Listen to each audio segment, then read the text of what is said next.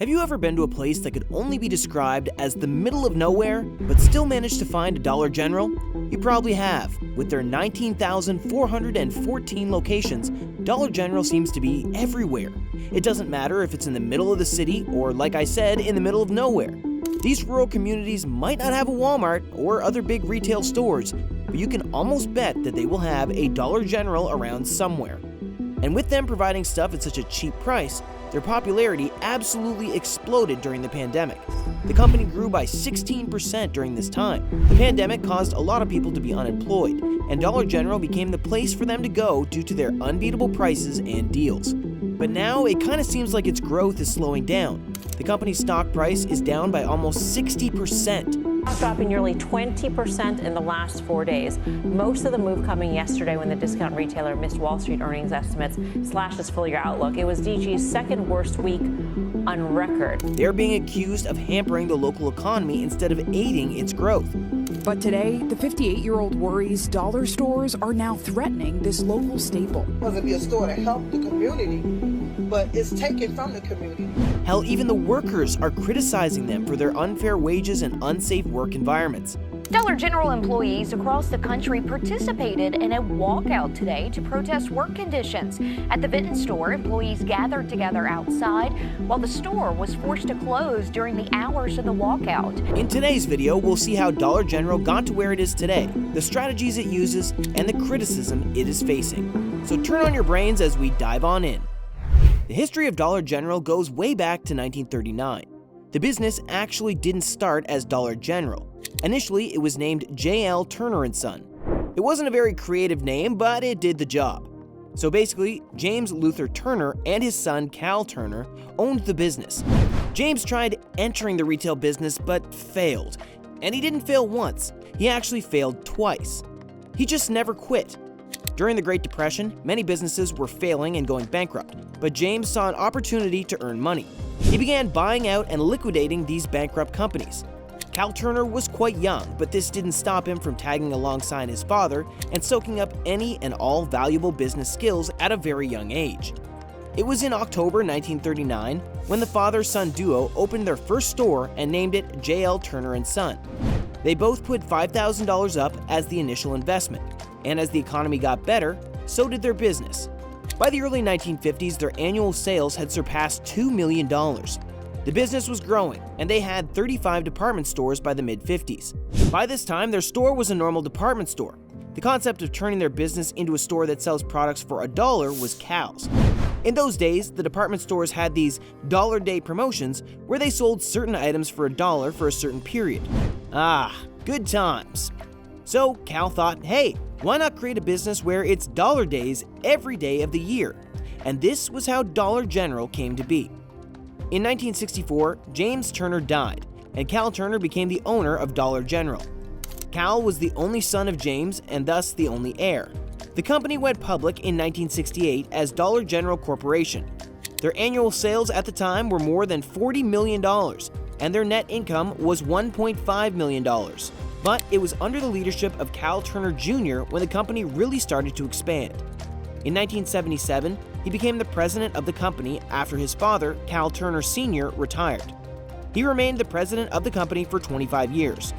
Dollar General expanded to over more than 6,000 stores, while Cal Turner Jr. was in charge. That's some pretty nice growth. David Perdue became the president of the company after Cal Turner Jr.'s retirement in 2002. It was in 2003 when the company decided to enter into the grocery market. It was always the goal of the company to target low-income households. I mean, let's be honest, how many high-income families are you really going to see shopping at Dollar General? Most don't bother being frugal at Dollar General. The company also has its fair share of ups and downs. The family had led the company for 3 generations. It just wasn't the same after the retirement of Cal Jr. David Perdue resigned in 2007, and private equity acquired the company. Under this management, over 400 stores were closed. The company filed for an IPO for the second time on August 20th, 2009, and since going public in 2009, the company has been putting Dollar Generals everywhere. By September of 2019, the company had 16,000 stores nationwide. Today, they have more than 19,400 stores in America and Mexico combined. So why exactly are they expanding so rapidly in the country? To give you some context, Dollar General has more than 3 times the number of Walmart stores in the country. Dollar General is also one of America's most successful retail companies. They were labeled most profitable and fastest growing retailer in the country in 2021. It all comes down to strategy. Remember when I told you can find a Dollar General store in every nook and corner of the country? That you can find them in the middle of nowhere? Well, it's actually deliberate because those are the demographics they cater to. These remote locations are their major strength. You see, retailers like Walmart and Target don't cater to these remote communities. This is where Dollar General saw a major opportunity and took advantage. Catering to remote communities where other big retailers refuse to go means a lack of competition. As a matter of fact, according to the company, 75% of its stores are located in small towns with a population of under 20,000. This is beneficial for the communities as well because they get products at a cheap price, or at least they think they do. I mean, this is quite debatable. Some of it is psychological. You're getting everything for $1 or at a lower price than you'd get in some other store, so it must be cheaper than getting it at the other stores, right? Wrong. People fail to understand that the reason why the prices are so cheap is because the quantity is lower as well. So it is actually costing you more per unit. However, people with lower incomes cannot afford to buy products in bulk, and Dollar General is their best option. The company has a very high gross profit margin on their products, thus the reason why they're so profitable. It makes the life of the people in rural areas easy and convenient, and this is the reason why Dollar General has been able to have the hold it has on rural communities. As it provides products at a low price, it sees a rise in sales during the times of problems in the economy.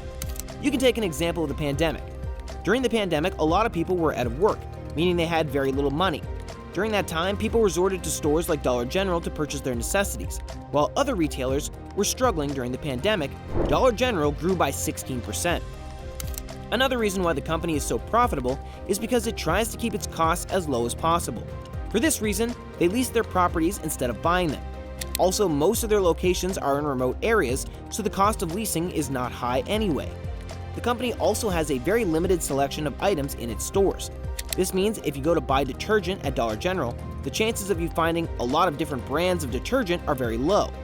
You will find at most 2 options for your detergent. This also allows the company to have more bargaining power with the supplier, as the store sells only 1 or 2 brands for each item. The supplier, too, has less competition. Along with this, the company is also notorious for paying its employees really low wages to keep their profits high. They usually employ their staff on a part-time basis, meaning they do not pay them any benefits. This is the reason why the company has a very high employee turnover, and often you'll find only a single employee working in the store. Also the reason why the management in the store is bad. There were certain stores you go into, everything is all over the floor. The motorized wheelchairs can't get up and down the aisles. I've had customers trip and fall over boxes. 1 or 2 employees can only do so much. The sizes of the stores being so small also helps to keep the costs down. Now, these are the strategies that the company uses to keep high profitability, but the company is often met with a lot of criticism as well. The company sometimes does more harm than good to the rural communities that it caters to. Because of economies of scale and other strategies, the company can sell its products at a low price, to the point where the local grocery stores are unable to compete with the absurdly low prices. As a result, they are forced to shut down. This puts the economy of the community under more stress. More people are out of jobs. On top of it, Dollar General does not pay its employees well and employs very little staff, so it's not exactly helping. And this is also the reason why it's constantly being criticized. The workers are demanding better pay and other benefits. I mean, a company that has its revenue in billions can definitely pay its workers better than this. The workers are also constantly working in dangerous conditions. The stores are not managed properly as the major focus of the company is to reduce costs. But it has gotten to the point where the stores constantly have safety failures when inspected by the U.S. Department of Labor's Occupational Safety and Health Administration. Because of this very reason, the company has been fined more than $21 million since 2017. The Labor Department has deemed the company a severe violator because of its countless violations. I think they're missing the point here.